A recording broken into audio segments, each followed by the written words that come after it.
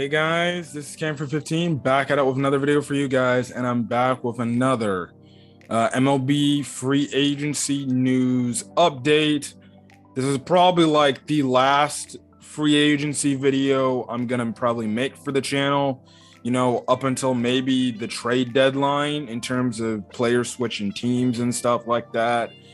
But obviously, my last MLB free agency video, I specified at the start of that video like about the two big shortstops that were available on the market had not yet been signed.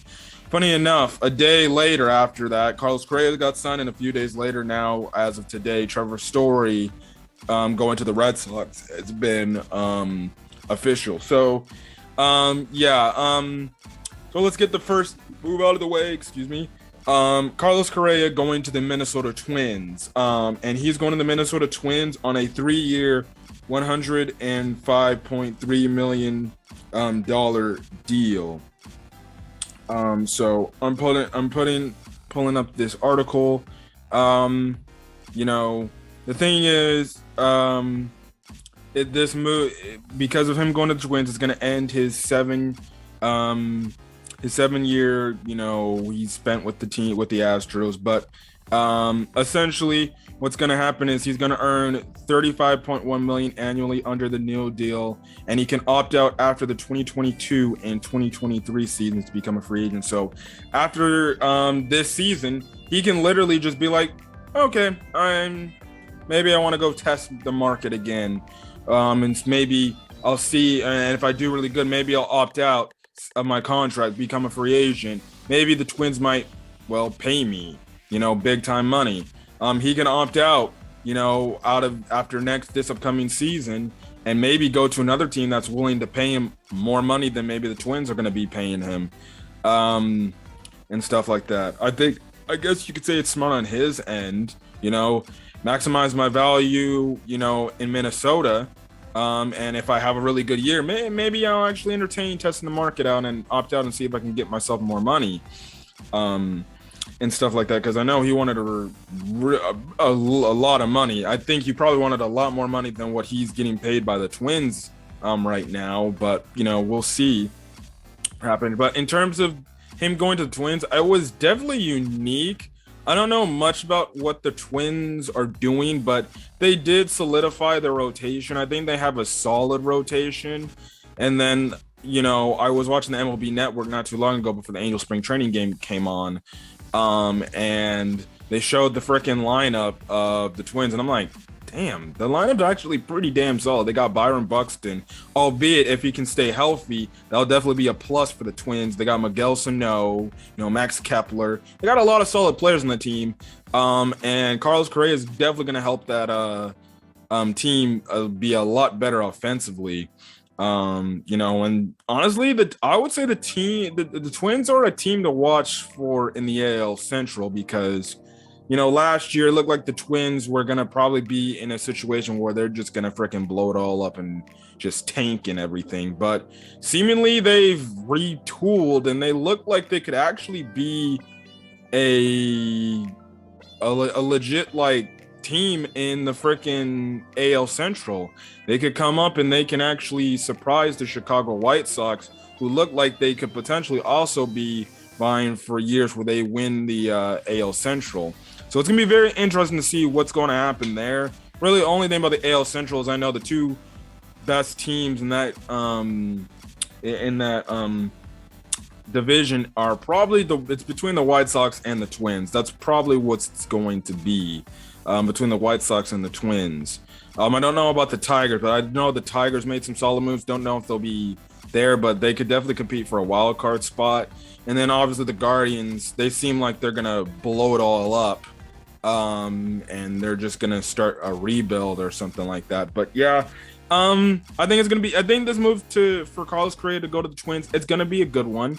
Like I said, if it pays off for him, and he has a very successful, solid season, like I said, he could opt out after this season, command somebody to give him more money, and say, okay, I did this with another team. I didn't just do this with the Astros, especially with the standpoint, the whole cheating scandal and everything. He can ball out in Minnesota, which I think he will.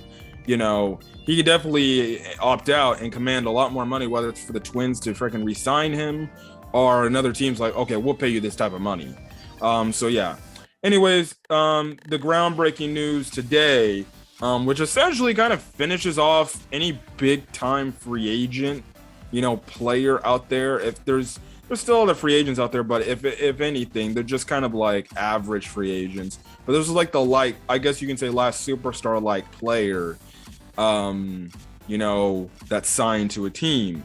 And this morning it was announced that Trevor Story will be going to the Boston Red Sox, and he signed a 6-year, $140 million contract that includes an opt-out after his 4th year with the Red Sox. The Red Sox could void the opt-out by adding a 7th year, by making the deal worth over 160 million over 7 years. But they didn't pay him that contract. They didn't pay him that contract. So after the 4th year, if Trevor Story is like, I'm gonna probably maybe I want to go try something else other than Boston, then he can. I think this is a pretty good pickup, but from Boston, for Boston's perspective, it's gonna give them another solid, player. Offensively and defensively, he's pretty good too, and stuff like that. In terms of that, because I know Red Sox fans are like, but we already have Bogarts at shortstop. It's simple. I think what they're gonna probably more than likely do is they're just gonna put Trevor Story at shortstop, move Bogarts over to second base. I don't know much about what's going on with the Red Sox though. My co-host Matt Swarmstead, when it comes to baseball stuff, he's a Red Sox fan, so he knows more about what would be going on with the Red Sox there and stuff like that. So yeah, but I think this is really good for him. I think this is really good for the Red Sox in general. It's gonna continue to help them compete in the AL East, which again, it's pretty again, the AL East is, with the Blue Jays and the Yankees, it's still a pretty, packed freaking division there. So, it's going to be definitely interesting to see how he does, especially playing in a new stadium, because, you could see his stats. He always typically did better, at home because he was in Coors Field. And typically when he was away from Coors Field, he was still productive. It's just his average wasn't as good as when he was at home. So it'll be very interesting to see how his offense is in Fenway, because especially the fact that Fenway has very unique dimensions for a baseball park. But I think this is a good get for the Red Sox. Honestly, I like the move.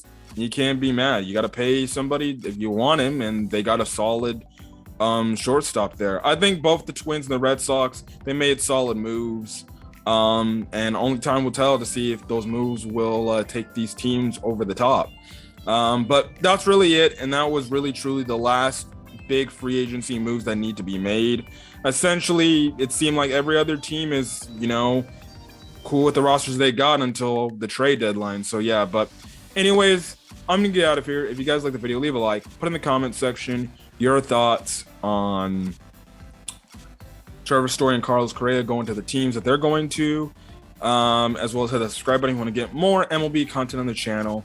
Again, like I said, me and my co-host Matt Stormstead will do a MLB 2022 season predictions / we'll also do in honor of opening day or opening day week.